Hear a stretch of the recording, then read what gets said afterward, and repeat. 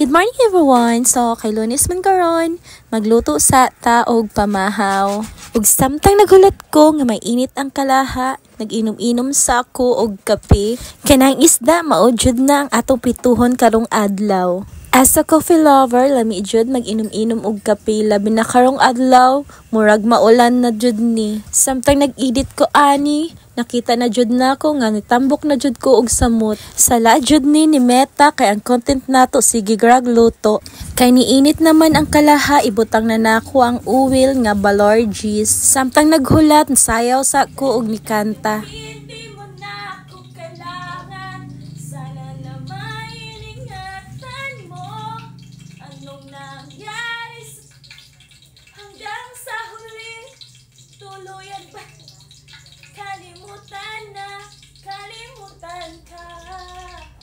Mauna, kay nisayaw man ka og ni kanta, samot jud ka bundak ang kusog nga ulan. Nahuman na lang ang concert nako, wala pa jud mainit ang uwil sa kalaha.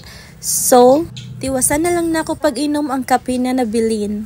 Kay niinit naman ng uwil, ibutang na nako ang mga isda sa kalaha. Magkiningkoy na lang ta para dali ra matapos ang video.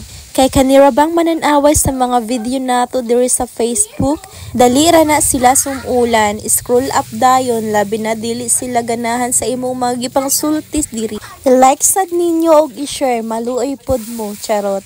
Kay naluto naman ang atong prito, di ba? Wala ta kakita, nagibaliktad na di ay to. Gisunod na dahil na akong butang ang second batch sa isda. Naapay third batch ana guys, pero wala na ako gi-upload diri sa video kay gikapoy na kog sige istorya diri. Dili man gihapon mo maminaw sa akong gipang sulti. So maora na guys, tapos na ang atong pagprito sa atong isda. So tara na, mga una ta.